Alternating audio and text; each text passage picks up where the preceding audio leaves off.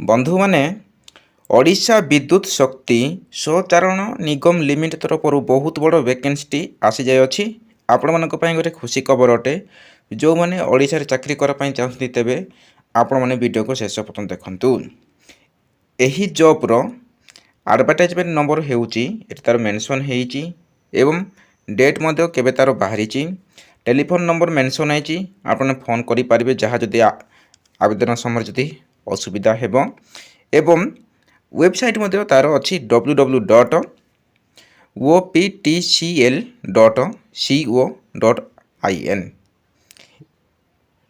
ଏହି ଜବ୍ ହେଉଛି ଏ government of Odisha undertaking ଅନୁସାରେ। ପୋଷ୍ଟ କ'ଣ କ'ଣ ବାହାରିଛି? ପୋଷ୍ଟ ବାହାରିଛି recruitment of management of trainee civil, management trainee law, junior management trainee civil, office assistant grade 3 trainee. ଏହିପରି ସବୁ ପୋଷ୍ଟଟି ବାହାରି ଯାଇଅଛି। ତେଣୁ ବର୍ତ୍ତମାନ ଡିସ୍କସନ୍ କରିବା ଭ୍ୟାକେନ୍ସି ପୋଜିସନ୍। କେଉଁ କାଟାଗୋରୀ ପାଇଁ କେତୋଟି ଭ୍ୟାକେନ୍ସି ଅଛି ଡିଟେଲ୍ ଡିସ୍କସନ୍ କରିବା।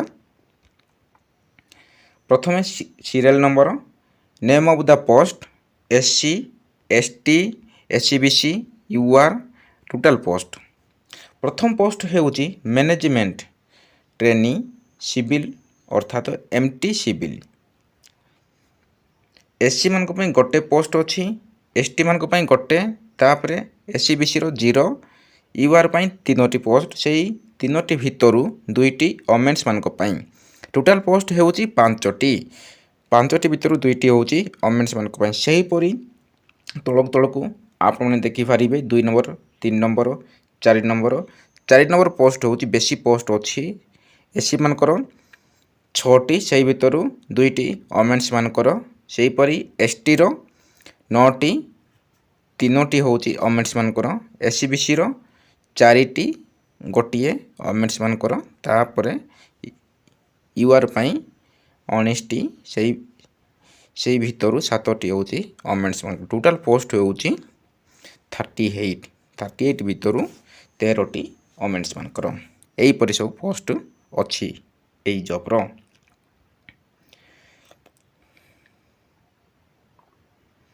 ଏବେ ଦେଖିବା serial number, office assistant grade 3ର ଟ୍ରେନିଂ ହେଉଛି। Category, number of post backlog ପାଇଁ, ଏକ୍ସ ସର୍ଭିସ୍ ମାନଙ୍କ ପାଇଁ, PW ମାନଙ୍କ ପାଇଁ ଗୋଟିଏ। ତାପରେ ଏଠି ସବୁ ମେନସନ୍ ହେଇଛି ତା'ର। ଆପଣ ଭିଡ଼ିଓକୁ ଷ୍ଟପ୍ କରିକି ମଧ୍ୟ ଦେଖିପାରିବେ। ଟାଇପ୍ ଅଫ୍ ଡିଜାବିଲିଟି ପର୍ସନ୍ ମାନେ ମଧ୍ୟ ଏହି ପୋଷ୍ଟକୁ ଆବେଦନ କରିପାରିବେ। ଯଦି ଯେଉଁମାନେ 40% ଯଦି ଆପଣମାନେ ବିକଳାଙ୍ଗ ଅଛନ୍ତି ତାହେଲେ ମଧ୍ୟ ଏହି ପୋଷ୍ଟକୁ ଆବେଦନ କରିପାରିବେ। କେଉଁ ପ୍ରକାର ଡିଜାବିଲିଟି ଏଠି ସବୁ ମେନସନ୍ ହେଇଛି। ଏଠି ସବୁ ମେନସନ୍ ହେଇଛି ସିରିଆଲ୍ ନମ୍ବର କରିକି। ଏଇଟା ହେଉଛି category, name of the discipline, ତାପରେ ଏଇଟା ଫଙ୍କସନାଲ୍ କ୍ଲାସିଫିକେସନ୍, ତା'ର ଫିଜିକାଲ ରିକ୍ୱାରମେଣ୍ଟ। ଏଇଟା ତା'ର ସର୍ଟ ଫର୍ମରେ ଲେଖିଛି। ଏଇଟା ତା'ର ସର୍ଟର ଫଙ୍କସନ୍ ସବୁ ଦେଇଛି। SCର କ'ଣ, Hର କ'ଣ, SEର, Fର କ'ଣ ସବୁ ଏଠି ଡିଟେଲ୍ ତଳେ ମେନସନ୍ ହେଇଛି। ଏବଂ ତା'ର କୋଡ଼୍ ମଧ୍ୟ ଫଙ୍କସନ୍ ମଧ୍ୟ ଦେଇଛି ତା'ର। ଯେମିତିକି OLର ଫୁଲ୍ ଫର୍ମ ହେଉଛି ୱାନ୍ ଲେଗ୍ ଆଫେକ୍ଟେଡ୍।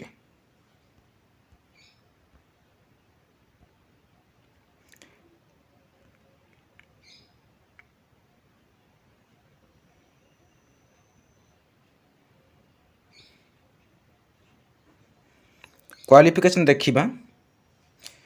ପ୍ରଥମ ପୋଷ୍ଟ ଥିଲା ଆମର MT ଥିଲା। ତା'ର ଏଜୁକେସନାଲ୍ କ୍ୱାଲିଫିକେସନ୍ ହେଉଛି degree in civil engineering with at least 60% ଯଦି ଥିବ ତାହେଲେ ଆପଣମାନେ ଏହି ପୋଷ୍ଟକୁ ଆବେଦନ କରିପାରିବେ। ଏବଂ ST SC ମାନଙ୍କ ପାଇଁ 50% ଥିଲେ ଏହି ପୋଷ୍ଟକୁ ଆବେଦନ କରିପାରିବେ। ସେହିପରି ନମ୍ବର 2 ହେଉଛି MT law, degree in law from recognition institute. ତାପରେ ଜୁନିୟର MT ସିଭିଲ୍ର ତା'ର ମଧ୍ୟ ସିଭିଲ୍ ଇଞ୍ଜିନିୟରିଂ ରେଗୁଲାର ମୋଡ଼ରେ କରିଥିବା ଦରକାର, ତା'ର 60% ଏବଂ SC ST ମାନଙ୍କର 50%। ସେହିପରି OA GR 3ର ଟ୍ରେନିଂ ପାଇଁ ବ୍ୟାଚଲର ଡିଗ୍ରୀ ଯେକୌଣସି ଜାଗାରେ ଯଦି ଆପଣମାନେ +3 ଯଦି କରିଥିବେ ତାହେଲେ ଆପଣମାନେ ଏହି ପୋଷ୍ଟକୁ ଆବେଦନ କରିପାରିବେ। ଏବଂ ଆଡ଼ିସନାଲ ରିକ୍ୱାରମେଣ୍ଟ ହେଉଛି ଏଇ ଲାଷ୍ଟ ପୋଷ୍ଟ 4 ନମ୍ବର ପୋଷ୍ଟ ହେଉଛି ବ୍ୟାଚଲର ଡିଗ୍ରୀ और equivalent examination from recognised university institution with minimum 60% थिबा दरकार। तापर एसटी पीडब्ल्यू मान 50% थिले एई पोस्ट को आवेदन करि पारे। जे कोनसी आपण +3 करथिले एई पोस्ट को आवेदन करि पारिबे। तत्संगे एडिशनल क्वालिफिकेशन थिबा दरकार। आपण माने must be able to read and write Odia लिखि पारथिबा दरकार एवं पढ़ी पारुथिबा दरकार ओडिया रे। तापर second most have working knowledge in computer MS Word Excel PowerPoint and be able to type of document edit print store etcetera. आपण माने MS Word Excel PowerPoint मध्य काम करि पारुथिबा दरकार ताले एई पोस्ट को आवेदन करि पारिबे। बयस देखिबा बयस जदि आपणकर 21 रु 32 वर्ष होइथिबो ताले आपण माने एई पोस्ट को आवेदन करि पारिबे। 1/2/2026 तो जदि आपणकर 21 वर्ष होइथिबो ताले आपण माने एई पोस्ट को आवेदन करि पारिबे। एवं बयस मध्य रिलैक्सेशन अछि एसटी एससी बीसी रो 5 वर्ष सेही परी वोमेन्स मानकर मध्य 5 वर्ष तापर डिसेबिलिटी पर्सन मानक पीडब्ल्यू मानक पय 10 वर्ष एही परी एज रो मध्य रिलैक्सेशन अछि। रिजर्वेशन मध्य अछि वोमेन्स मानकर एसटी एससी पीडब्ल्यू मानकर मध्य मेडिकल फिटनेस एटे सब मेंशन अछि। आपण ने वीडियो को स्टॉप कर देखि पारिबे। एटे medical fitness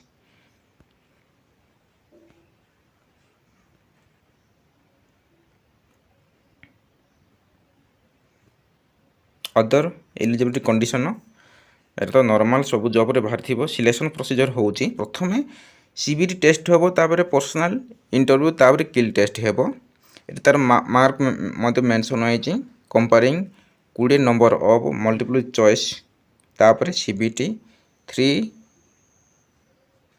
our duration 200 question consist of एई परि सब पड़िबो। तापर एटा सब मेंशन है तारो एमटी लॉ पाई जेएमटी पाई सब्जेक्ट नॉलेज होची 80%। तापर न्यूमेरिकल जीके एंड रीजनिंग 10%। तापर इंग्लिश नॉलेज 10%। सेही परी OAGR3 ट्रेनिंग पाई इंग्लिश होची 30%, कंप्यूटर एप्लीकेशन 15%, मैथ रो 15%, reasoning mental ability 20% and general awareness 20%। एही परी सब क्वेश्चन आसीबो।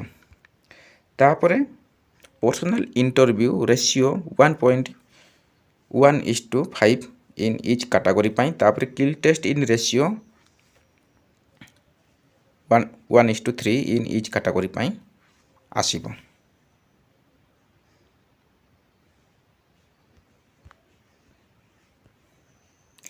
मिनिमम क्वालिफिकेशन मार्क होची सीबीटी रो 50%,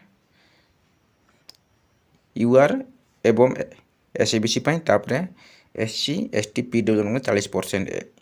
personal interview no qualifying mark. तापर ऑफिस असिस्टेंट ग्रेड 3 रो ट्रेनिंग पाई सीबीटी रो 50%। तापर 40% किल टेस्ट रो 60% समस्त को पाई।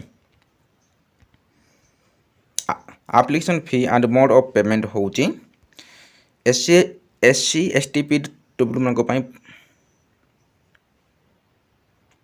590 एटा तार मेंशन जी 550 प्लस एप्लीकेशन जीएसटी पाई 90 टंका। सेही परी एटा 1000 प्लस एप्लीकेशन जीएसटी पाई 180 टंका। एटा तार total payment.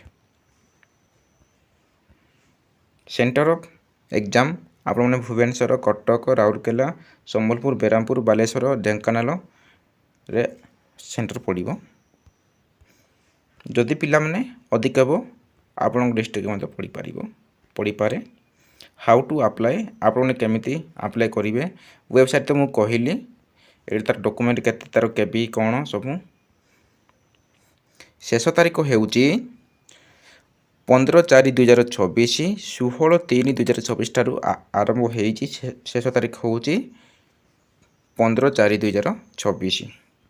Specially message two candidate ଏତିକି ତାର ଥିଲା। ୱେବସାଇଟ୍ ହେଉଛି ଏତିକି। ୱେବସାଇଟ୍ ଆପଣମାନେ ଭଲ ୱେବସାଇଟ୍ ଭିଜିଟ୍ କରିବେ। Fake website food of the visit କରିବେ ନାହିଁ। ୱେବସାଇଟ୍ ହେଉଛି www.optcl.co.in ଯାଇକରି ଆପଣମାନେ ଭିଜିଟ୍ କରିକି ଆପ୍ଲାଏ କରିବେ। ଏହା ଥିଲା OPTCL ତରଫରୁ।